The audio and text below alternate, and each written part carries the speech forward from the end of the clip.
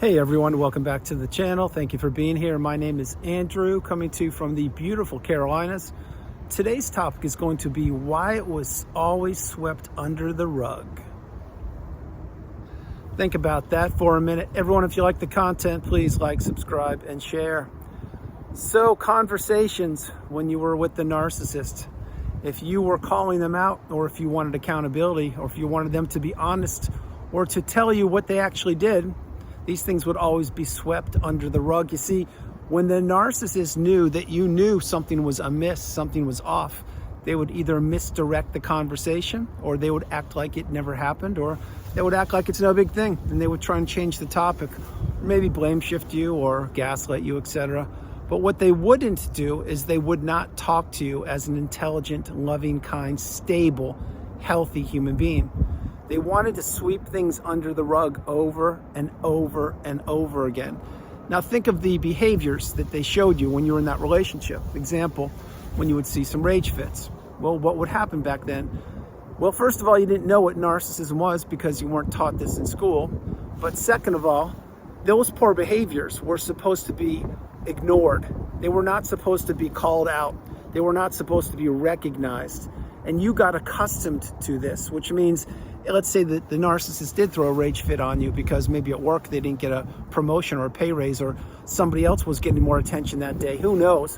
When they came home, they would try to pepper you with abuse, and they did a very good job of it.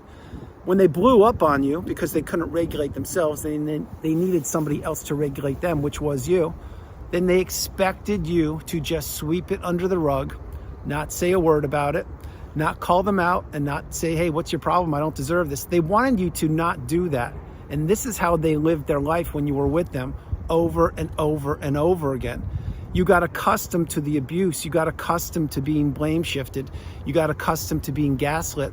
You unfortunately were accustomed to sweeping things under the rug. Another thing you were doing is you were not trusting your instincts or intuition. You were ignoring red flags. Now, these things were not your fault. The narcissist placed you in the trauma bond. They placed you in that devaluation stage, and they wanted you to stay around as long as you could take it, or until they found your replacement, i.e. the new supply. But the longer you were in that relationship with the narcissist, the more things got swept under the rug over and over and over again. Now flip it. When you would perhaps have a bad day, or something didn't go your way, then you were looking to communicate with somebody who turned out to be the narcissist. Would they be there for you? No, they wouldn't. Would they be listening to you? No, they wouldn't. Would they be offering you counsel or wisdom or advice? Possibly they'd be offering you some advice, but the advice that they would be offering you would be misdirecting you. They probably weren't telling you what you should have done. They were probably telling you what they wanted you to do, which would actually have you get in a deeper hole. And wisdom and the narcissist, they do not go hand in hand. The narcissist has zero wisdom. Never has been a narcissist on the planet that had wisdom. All they know is manipulation, and they know how to blow up people's lives and to do what? That's right, to sweep things under the rug. So when you were in that relationship, it was a one-way relationship, and it was meant to benefit the narcissist to the detriment of yourself. You could do nothing right when you were in that relationship. The only time things appeared to be stable or healthy, or puppies and rainbows and Twinkies and snickerdoodles, was during that euphoric love bomb slash stage. That's when you were new. That's when you were the new shiny object. That's when everything was new to the narcissist, and they were admiring you and watching you and seeing how much empathy you had and how much love you had to give, and how you talked to people and the way you walked and the way you used your words and how people looked up to you, etc. What they did is, when they figured out that they were not you, they will never be you, they are hollow, shallow, and empty, that's when they tried to get as close to you as possible, and that is the love bomb slash euphoric stage. What they wanted to do was insidiously creep into your life and twist and turn your life upside down. They wanted to turn it inside out, and they wanted you to not be anything other than a shell of yourself by the time they exited that relationship, or if you ended it yourself. You see, this is what happens with the narcissist. There's an energetic exchange. I've been saying it for years, and I'll say it again. They dump their toxicity into you. They steal your essence, your aura, your beautiful, bright, shining light.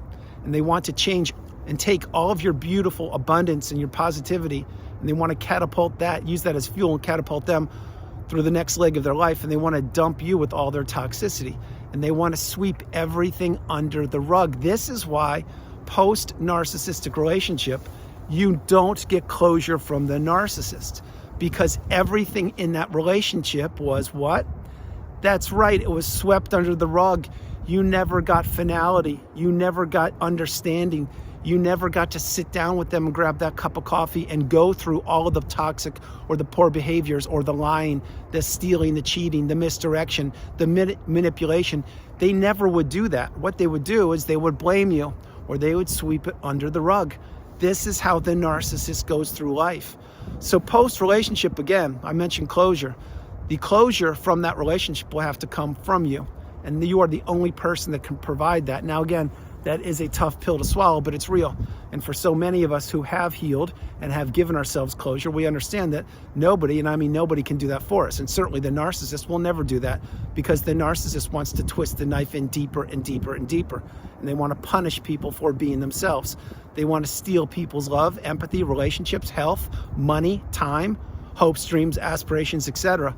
And when the narcissist did discard you, or when you ended it yourself, either way, you had to do multiple things. Number one, you had to wrap your head around what had just happened. Number two, you had to be wise enough and resilient enough and full of fortitude to figure out that it was a narcissistic relationship. You had to find that needle in a haystack. Once you did those two things, then you had to really understand what all the definitions and the terms in the glossary on the narcissistic abusive cycle were, such as rage fits, verbal abuse, financial abuse, gaslighting, stonewalling, triangulation, smear campaign, etc., etc. And then after you realized all those things, you coupled your real life experiences when you're in the relationship with the toxic person with the definitions, and that equals wisdom. Again, I mentioned you are either wise or becoming wise because you now understand what kind of relationship you're in. The narcissist cannot be wise because all they do is shape-shift through life, and they slither around the planet stealing other people's experiences and time and energy. But once you put that together, then the next thing you had to do is you had to figure out, wow, this is the relationship that I'm going to need to heal from. I can't just go back out and start dating. It doesn't work that way. I don't want to attend parties or functions or get-togethers. I need to stay in this cocoon of boundaries and isolate myself, which is self-isolating, and I need to heal. And that's what you've done, or that's what you're doing. And that's why you realize that this relationship, it turned your life inside out and upside down.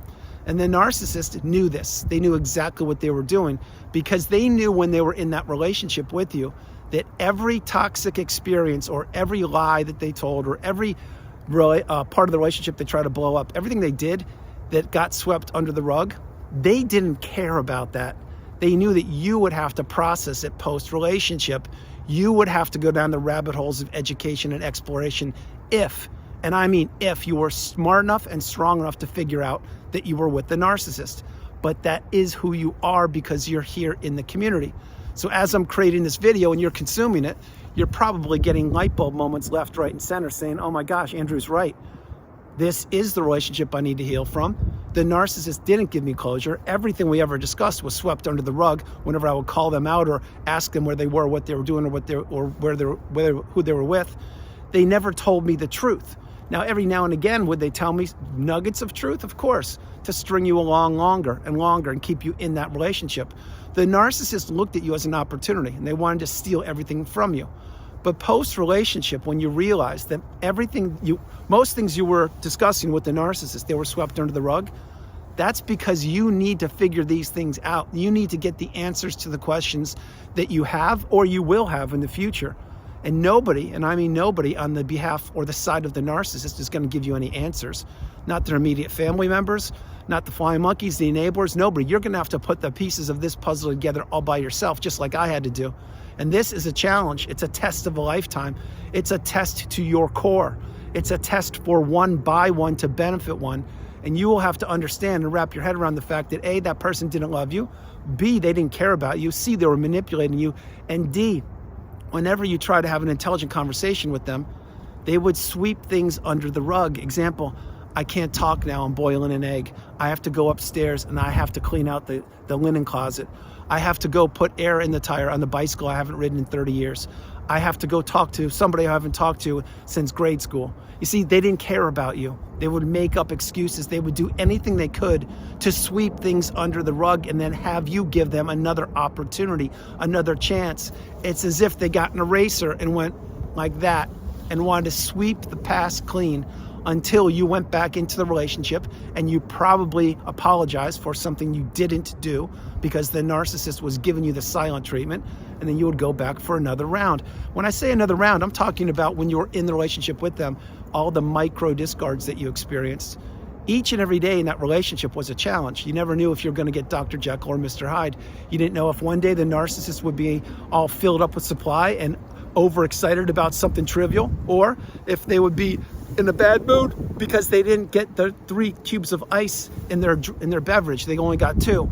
You never knew what was going to happen with these people. That's why when you're in these relationships, you're always walking around on eggshells and you can't figure out what to do to keep the peace. And you are expected to read the narcissist's mind, and you are expected to sweep things under the rug, and you are expected to follow their lead. Where were they leading you to? They were leading you to a dead end, to a place called Destructionsville. And this is what they knew because they had done it before they met you. They did it when they were with you, and they're doing it with someone else right now, wherever they are gallivanting the globe. The narcissist is a taker, and what they want to do is take. And when they're done, what do they want to do? You should know it by now. That's right, they want to take more. And this is how the narcissist goes around through life. What they want to do is wipe the past clean, or use the smear campaign, or gaslight you, or gaslight people, but they don't want ever to be able to, they don't want to introspect, and they don't want to be accountable because they're so good at sweeping things under the rug and changing people's perspectives and minds. And then when they have mastered all the manipulating techniques and they're peppering people with these techniques over and over again, and these people, and at one point that was you, it certainly was me, you get accustomed to the abuse, then you realize that you should not have a voice when you're in that relationship, because if you say something or you call them out or want the truth or have an intelligent adult conversation with them, they are going to either gaslight you, stonewall you, sweep it under the rug, or blame you. This is what these people do. And I didn't even count the silent treatment. This is what they've been doing since they were young, and this is what they've been doing long before they met you, and it's what they're doing right now with whomever they are getting close to and assimilating themselves with. That's why when you're in the relationship, you never got the truth when you were with the narcissist. And when you were with the narcissist, they may have been with you physically, but mentally they weren't there 100% because they were on one of their 3 smartphones, or they were thinking about who they were going to be texting at midnight when you were asleep, or they were thinking about that rendezvous lunch date they were going to have when they were at work tomorrow between 12 and 1 when they claimed that they'd be eating at their office. You never knew where the narcissist was when they weren't with you, because they are shapeshifters and they are always looking to keep people stuck, trapped, and falling into the narcissistic relationship. That's why these people are loyal to nobody. That's why they don't care about anybody. That's why they will throw anybody under the bus that they possibly can. That's why when they find somebody with a high level of empathy or love or caring, they do their best to get close to them and to steal whatever they can from them. And that's why the narcissist recycles people who haven't healed, because the people who haven't healed are the people who haven't figured out what narcissism is yet. There are hundreds of millions of people all over the planet that have gone through the narcissistic abusive cycle, and most of them have never figured it out. Yes, most of them haven't.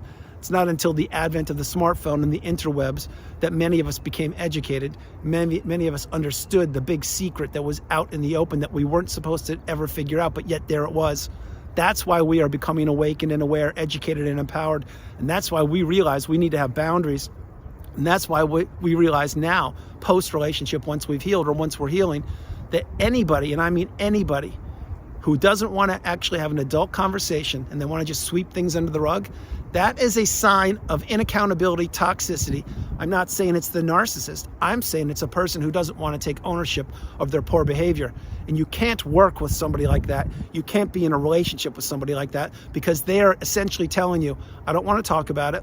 It's my way or the highway, and brush it under the rug, under the carpet like you've been doing all your life. Do it again, because that's how I'll spend time with you. Well, no, those days are over. We now are getting the wisdom and we're applying the tools, and we can see toxicity from a mile away. That's why once you see it, you can't unsee it. And that's why my hope is that anybody you're in a relationship with right now, you are not brushing things under the rug, because you shouldn't be brushing things under the rug any longer. That's what you did when you were with the narcissist. Those days are over. Now you have accountability. Now you have ownership. Now you have truthfulness, honesty. You have abundance. You have commitment, and you have togetherness.